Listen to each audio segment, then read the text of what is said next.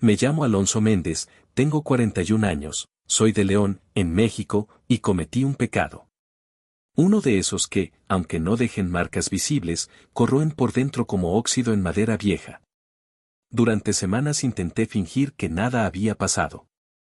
Fui a misa, serví el desayuno a mi esposa, conversé con los clientes como si mi mundo aún estuviera en orden. Pero no lo estaba. Sé que me equivoqué. Y sé que lo guardé por demasiado tiempo. Mi vida siempre fue sencilla. Nunca fui el tipo de hombre que llama la atención.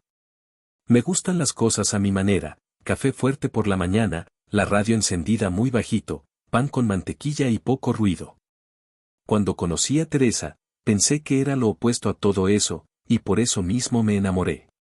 Ella habla alto, ríe con los ojos cerrados, abraza a gente que acaba de conocer y transforma cualquier lugar en hogar. Nos conocimos en una fiesta de la parroquia. Yo estaba ayudando a montar las mesas y ella apareció preguntando si podía repartir los pasteles. Llegó decidida, con ese delantal floreado y una sonrisa que parecía haber nacido antes del sol. Pasaron 3 meses y ya le estaba pidiendo que fuéramos novios. Nos casamos un año después.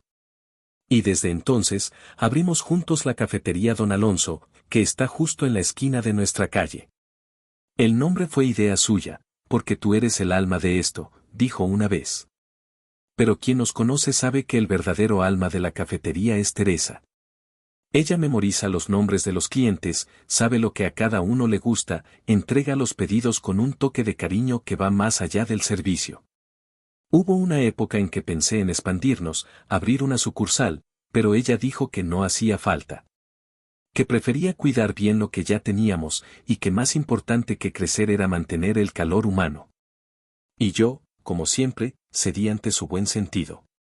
En los últimos años, la rutina nos envolvió.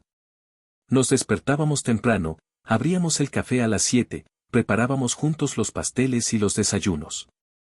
A veces, después del trabajo, caminábamos por el barrio tomados de la mano, como dos adolescentes cansados. Teníamos nuestros momentos, nuestros silencios, nuestras manías. Y aun con las dificultades de la vida, me sentía completo. Solo que la vida, a veces, cambia de dirección sin avisar. Fue en un mes de mayo, si no me equivoco. Tuvimos una semana especialmente difícil, muchos pedidos, la máquina de espresso rota, 2 cumpleaños para organizar en el salón de atrás. Teresa y yo estábamos exhaustos. Fue entonces cuando ella me dijo, una tarde, mientras limpiaba las mesas. Amor, creo que es hora de contratar ayuda. A ella no le gustaba mucho delegar, pero reconocía cuando era necesario. Al día siguiente, pegamos un cartel en la puerta, se busca ayudante para medio tiempo. Recibimos algunos currículos, y Carla fue una de las primeras en aparecer. Tenía 22 años, vivía con sus padres cerca y estaba empezando la universidad en turismo. Llegó con una cola de caballo despeinada, una blusa blanca con nudo en la cintura y una sonrisa amplia. A Teresa le cayó bien al instante. Dijo que tenía ojos de buena gente. Y era cierto. Carla era simpática, rápida, servicial. En poco tiempo ya sabía los nombres de los clientes, como a Teresa le gustaba. Empezó ayudando solo los sábados, luego pasó a 3 veces por semana. Cuando me di cuenta, ya estaba presente casi todos los días. Al principio, no noté nada diferente. Pero después, empecé a percibir pequeños gestos. Cosas tontas. Me llamaba señor Alonso, aunque yo no soy tan viejo. A veces, se reía de mis chistes sin gracia. Me tocaba el brazo al hablar. Y yo, tonto, me sentía observado. Valorado. Era un tipo de atención que hacía mucho no recibía, y ni siquiera esperaba. Teresa siempre fue cariñosa, pero el matrimonio largo nos acostumbra al afecto silencioso. Y Carla, ella hablaba con la mirada. Recuerdo un día en particular. Estábamos cerrando la cafetería. Teresa había salido temprano para visitar a su madre, que tenía la presión alta. Solo quedamos Carla y yo.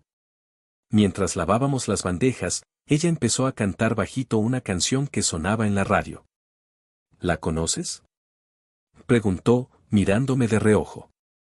Respondí que sí, pero ya no recuerdo la canción. Solo recuerdo el momento. Tenía harina en la cara. Su risa resonó sola en la cocina vacía. Yo también sonreí. Y sentí que, por un segundo, me permití mirar más de lo debido. Eso se quedó en mi cabeza. Volvía a casa y me sentía extraño. Teresa me contaba sobre su madre, sobre la vecina, sobre el nuevo proveedor de pan, y yo me sentía, lejos. Como si mi mente estuviera caminando por un lugar que no debía. Pero aún no había hecho nada. Ninguna palabra fuera de lugar. Ninguna actitud equivocada. Solo pensamientos. Pensamientos que me avergonzaban, pero que fingía controlar. Hasta que llegó aquel viernes. La cafetería había estado llena todo el día. Teresa tuvo que viajar de nuevo para estar con su madre 2 días. Dijo que me llamaría cuando llegara. Yo le dije que me encargaría de todo. Carla se quedó para cerrar conmigo. Terminamos de limpiar la cocina. Ella se agachó para guardar unas cajas en el almacén, y cuando se levantó, estábamos demasiado cerca. Me miró con una sonrisa cansada. ¿Estás bien, señor Alonso? Debería haberme alejado. Debería haber dicho sí, claro, gracias por la ayuda. Pero me quedé ahí. Quieto. Sintiendo el dulce olor de su champú barato. El corazón acelerado. Fue solo un instante. Pero a veces, es en ese instante cuando todo se derrumba. Y fue ahí, en ese segundo silencioso, que perdí mucho más de lo que gané. Quisiera poder decir que resistí. Que cerré los ojos, respiré hondo y me alejé. Que fui fiel a la mujer que cada mañana me ofrece café con una sonrisa, que conoce mis dolores con solo mirar mi silencio. Pero, en ese momento, todo en mí pareció, suspendido. Como si el mundo hubiera bajado el volumen y dejado solo lo que estaba ahí, dentro de ese almacén sofocante, entre olores de harina y café molido, entre miradas que no deberían haberse cruzado de esa manera. Carla estaba cerca. Y yo, cansado, vulnerable, confundido. Ella no me forzó. No me tocó. Solo se quedó ahí. Esperando. Como si supiera que lo que estaba a punto de hacer no era algo que se pedía. Era algo que, si ocurría, nacería de mi error, de mi impulso, de mi debilidad. El primer beso fue rápido. Torpe. Me alejé de inmediato. Ella se quedó en silencio. Me miró como quien espera una reacción, un regaño, tal vez una disculpa. Pero no dije nada. Y después, no sé cómo, ni por qué, volvimos a besarnos. Y esta vez fue más largo. Más profundo. Como si intentara anestesiar alguna parte dentro de mí que ya no quería sentir lo que había estado cargando por semanas. Y fue ahí, en ese piso de cerámica fría, entre estantes y cajas, que todo sucedió. No hubo romance. No hubo cariño. Solo prisa, culpa y un deseo que nació del vacío, y se alimentó de él. Cuando terminó, Carla se levantó y se arregló la blusa. No dijo palabra. Yo tampoco pude decir nada. El silencio era sofocante. Ella tomó su bolso, sonrió débilmente, sin ironía, sin tristeza, solo, distante. Y se fue. La puerta se cerró. Y en ese instante, lo que antes era deseo se convirtió en pánico. Me quedé ahí, inmóvil, mirando las cajas de leche apiladas, intentando entender lo que acababa de hacer. Me pasé la mano por la cara varias veces. Me apoyé en la pared. Sentí ganas de vomitar. En mi cabeza, la imagen de Teresa comenzó a proyectarse como una película acelerada, ella con su delantal limpiando el mostrador, ella apartándose el pelo de la cara con la mano. Ella sonriendo mientras hablaba con los vecinos, ella preguntando: amor, ¿traes más azúcar del almacén? ¿Y yo? Yo estaba ahí, sucio. Sentado en un piso frío. Habiendo traicionado todo lo que habíamos construido. Cuando llegué a casa, Teresa ya me había enviado un mensaje diciendo que su madre estaba mejor. Que estaban viendo la telenovela juntas. Que me extrañaba. Envió un corazón rojo y una foto tomando un té. Y casi arrojo el teléfono lejos. ¿Cómo iba a responder eso? ¿Cómo seguir siendo el hombre con quien se casó? ¿Cómo mirarla sin que mi rostro me delatara? Esa noche, dormí poco. Me di vueltas en la cama. Cada vez que cerraba los ojos, lo revivía todo. El contacto, la prisa, el vacío. Sentí rabia de mí mismo. Quise golpearme, gritar, confesarme en ese momento. Pero me quedé mudo.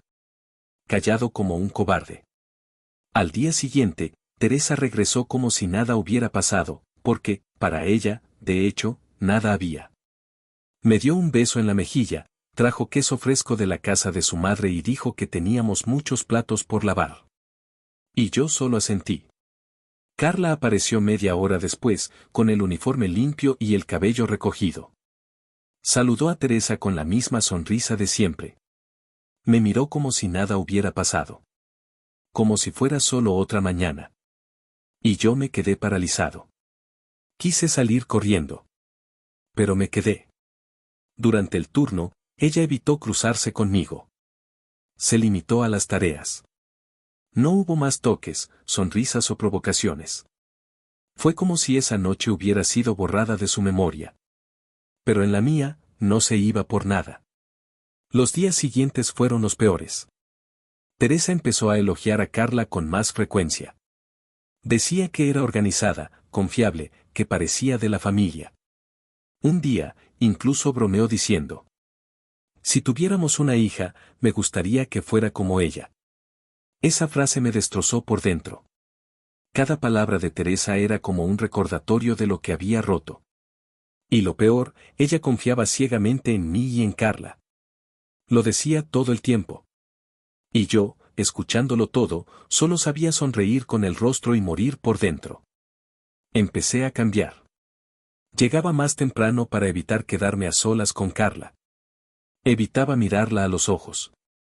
Cuando Teresa hacía alguna pregunta sobre su comportamiento, respondía con frases cortas. Y Teresa, al notar mi distancia, empezó a preguntar si estaba cansado, preocupado por algo. Y yo decía que solo era la rutina pesada, que pronto pasaría. Pero no pasaba.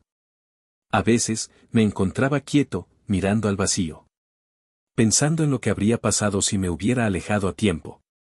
Pensando si Carla lo había hecho por malicia, por juego, o si ella también se sentía tan vacía como yo. Pero no era su culpa. Lo sé. La elección fue mía. La debilidad fue mía. El pecado, mío. Hubo una noche en que Teresa se acostó sobre mi pecho y dijo en voz baja: has estado raro, ¿sabes? Pero aún así, te amo. Gracias por ser mi compañero. Ahí casi me derrumbo. Tuve ganas de contarle todo. De despertarla en medio de la noche y decirle: lo arruiné todo. Pero el miedo de verla mirarme con asco, de perder nuestra casa, de perder quién era con ella, me calló. Al mismo tiempo, guardar ese secreto comenzó a transformarme en alguien que ya no reconocía. Un hombre distante, áspero, distraído. Y cuanto más intentaba seguir normalmente, más me hundía. Empecé a evitar el espejo. La oración de la mañana se volvió una tortura. Quería arrodillarme y pedir perdón, pero algo dentro de mí decía que mientras lo ocultara, Dios también me miraría con desprecio. Fue entonces cuando empecé a pensar en confesarme. No a Teresa, aún no tenía fuerzas para eso. Pero a alguien. Alguien que escuchara, que oyera mi desahogo, que me recordara que aún era humano, aún habiendo fallado con la mujer más bondadosa que había conocido. Y así fue como, después de noches en vela, decidí entrar a la iglesia. No sabía exactamente qué buscaba cuando salí de casa esa mañana. Teresa estaba preparando huevos con tomate y cantaba bajito una canción que escuchaba desde la infancia. Me ofreció café como siempre lo hacía, y lo acepté con un gesto silencioso. Mi corazón parecía demasiado pesado para cualquier palabra. Me vestí despacio, dije que necesitaba resolver algo antes de abrir la cafetería, y salí. El cielo estaba despejado, pero dentro de mí todo estaba nublado. Caminé sin rumbo por unas 3 cuadras hasta que mis pies me llevaron frente a la iglesia de San Miguel. Me quedé parado en la acera, mirando esa fachada familiar como quien observa una casa de la que salió hace mucho tiempo. Solía frecuentar esa iglesia más antes de casarme. Después, con el ritmo de la vida y la comodidad de la rutina, me fui alejando, como muchos lo hacen. Pero en ese momento, sentí que era el único lugar donde aún podía respirar. Entré. El olor a madera vieja, incienso y cera me golpeó como un recuerdo olvidado. Había poca gente en los bancos. Una señora rezaba el rosario sola cerca del altar. Un joven con audífonos dormía recostado en las últimas filas. Me senté en un costado, cerca de la penumbra, y cerré los ojos. No sabía qué pedir. No sabía por dónde empezar. Solo sabía que estaba cansado. Cansado de fingir. De sonreír cuando el pecho gritaba. De escuchar a Teresa decir gracias por ser tan bueno conmigo y no saber dónde esconder la cara. Me quedé ahí por un tiempo que no supe medir. No llevaba reloj. Hasta que, por impulso, me levanté y fui hacia el confesionario. Era una de esas cabinas de madera oscura. Entré. Me arrodillé. El corazón se aceleró. Las manos sudaban. El silencio del otro lado me daba permiso para hablar. Pero mi voz se trabó. Respiré hondo. Me acomodé. Y entonces, con esfuerzo, comencé. Yo, cometí un pecado. Uno grave. Me detuve. Mi corazón latía tan fuerte que lo escuchaba dentro de los oídos.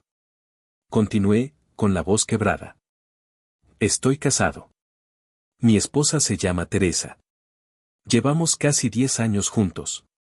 Y siempre creí que era un buen hombre. Nunca fui de salir, de mentir, de esconder cosas. Nunca necesité eso. Ella siempre fue mi norte. Sentí que las palabras se atascaban en mi garganta. El peso era más que solo culpa. Era arrepentimiento mezclado con vergüenza. No quería parecer víctima. Yo era el responsable.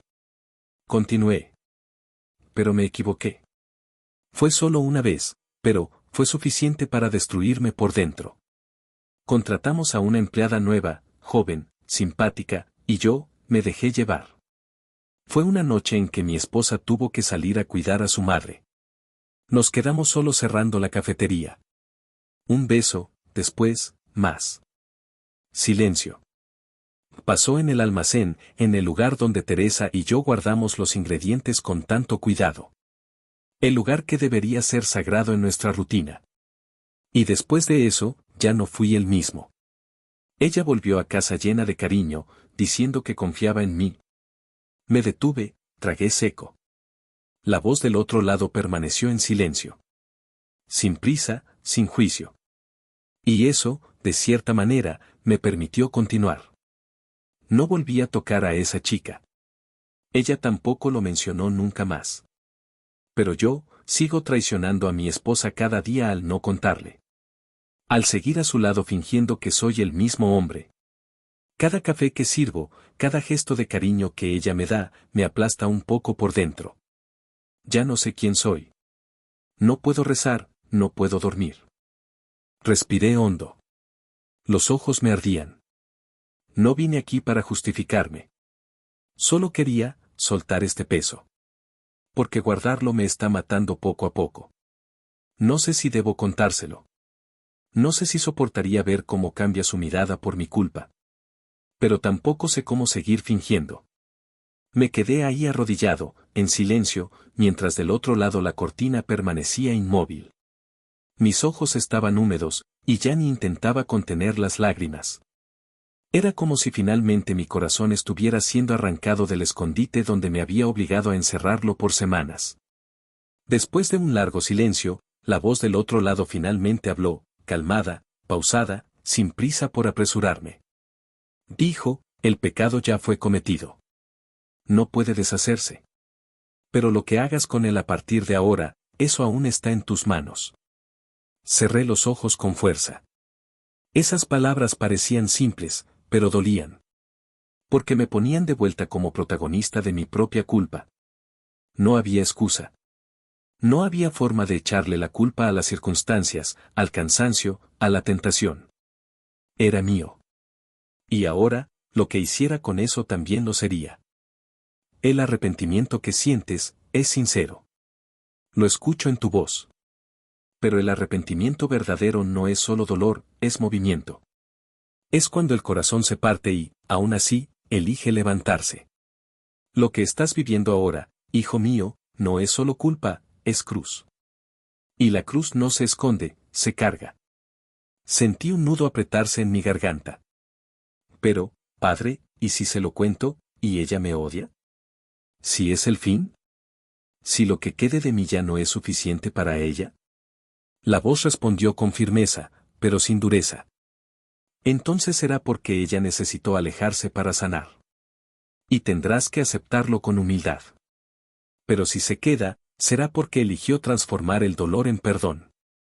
Y tendrás que honrar esa elección con cada gesto, cada palabra, cada día. Hubo una pausa larga, como si estuviera eligiendo bien las siguientes palabras. Entiende algo, el verdadero amor no es el que nunca se lastima. Es el que, aún herido, encuentra un camino para respirar. Pero para eso, se necesita luz. Y la luz solo entra donde hay verdad. Puedes seguir viviendo como estás, manteniendo todo bajo control, sonriendo por fuera y sangrando por dentro. Mucha gente lo hace. Pero el precio es que, un día, dejas de sentir. Y vivir sin sentir, Alonso, es morir poco a poco. Esas palabras me quebraron. Porque era exactamente lo que me estaba pasando. Estaba muriendo un poco cada día. Arrastrándome por dentro. La penitencia, en este caso, no es el castigo, es la restauración. Y restaurar duele. Es como lijar la madera podrida para encontrar la fibra sana de nuevo. Pero es posible. Solo que ocurre si hay entrega. Tragué saliva. Las lágrimas ahora corrían libres. ¿Y si ella nunca me mira igual? Quizá no lo haga. Pero será una nueva mirada. Una que ve no al hombre perfecto que ella imaginaba, sino al hombre real, falible, que tuvo el valor de arrodillarse ante la verdad. Cerré los ojos. Mi cuerpo temblaba. Y por primera vez en mucho tiempo, sentí paz. Una paz dolorosa, incómoda, pero real. Como si alguien hubiera abierto una ventana en un cuarto donde el aire había estado atrapado por meses. Ve en paz, Alonso. Pero ve con verdad. Porque solo la verdad sana. Me quedé arrodillado unos segundos más, sin decir nada. Me levanté despacio, como si mis pies tuvieran que reaprender a tocar el suelo. No recibí una lista de oraciones. No hubo palabras mágicas. Pero ese día, en esa cabina oscura y silenciosa, algo dentro de mí fue rescatado.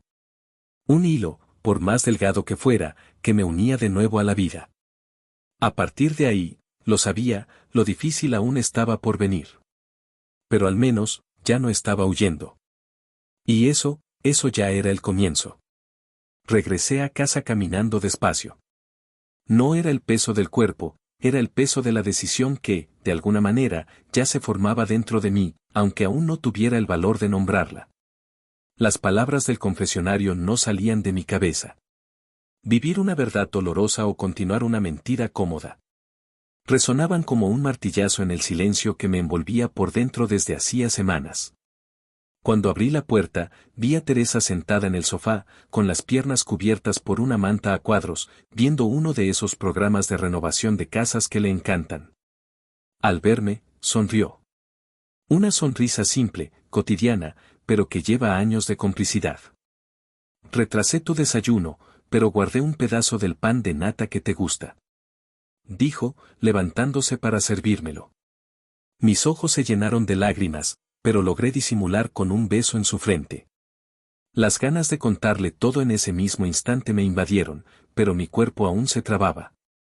Me senté a su lado, acepté el plato y me quedé observando cada gesto suyo como si fuera la primera vez. Sus ojos atentos al programa, sus dedos sosteniendo la taza de té, sus pies descalzos que se encogían cuando se concentraba. Pasé el resto del día en silencio. Trabajamos juntos en la cafetería, como siempre. Carla apareció por la tarde, nos saludó y fue directo a sus tareas. Ninguna mirada. Ninguna palabra más allá de lo necesario. Lo agradecía. Estaba decidido a cerrar ese capítulo para siempre. Pero el silencio del secreto era un veneno. Cuanto más intentaba proteger a Teresa de la verdad, más me alejaba de ella. Empecé a notar detalles que antes pasaban desapercibidos. Las pequeñas muestras de amor, las notas que dejaba en la agenda de la caja, los elogios que hacía a los clientes sobre mí cuando creía que no escuchaba. Ella confiaba en mí con el alma. Y yo no merecía eso. No como estaban las cosas. La noche siguiente, cenamos en casa. Era un martes cualquiera, pero para mí, era la víspera del fin de la mentira. Teresa puso una vela en el centro de la mesa, como solía hacer en nuestros aniversarios. Dijo que le gustaba cenar así, aunque no hubiera motivo. La vida ya tiene muchas cosas feas, ¿no? Comentó. Si podemos crear momentos bonitos sin razón, ¿qué mal hay? Mi garganta se cerró. Esperé a que terminara de comer. La ayudé con los platos. Y cuando nos sentamos en el sofá, con la televisión encendida en algún programa que ni siquiera escuchaba, tomé su mano. Ella me miró, sorprendida por la firmeza de mi gesto. Y ahí, finalmente, las palabras comenzaron a salir. Hablé despacio. Empecé diciendo que ella era la mejor parte de mi vida. Que, aunque tuviéramos una vida sencilla, ella hacía todo parecer extraordinario. Dije que le había fallado de una manera que me avergonzaba profundamente. Que ya no quería esconder nada, ni vivir cargando esa sombra todos los días. Ella me miró, desconfiada, sus manos aún sosteniendo la taza de té. ¿Qué sombra, Alonso? Preguntó con la voz tensa, pero contenida. El piso pareció desaparecer bajo mis pies. Respiré hondo y miré sus ojos. Le conté sobre la noche en el almacén. Le conté cómo sucedió todo. Le hablé del arrepentimiento que me consumió después. Dije que no hubo continuación, que no hubo sentimiento, pero que eso no hacía menos grave lo que hice. Porque lo que importaba era la confianza, y yo la había traicionado. El silencio fue inmediato. Teresa.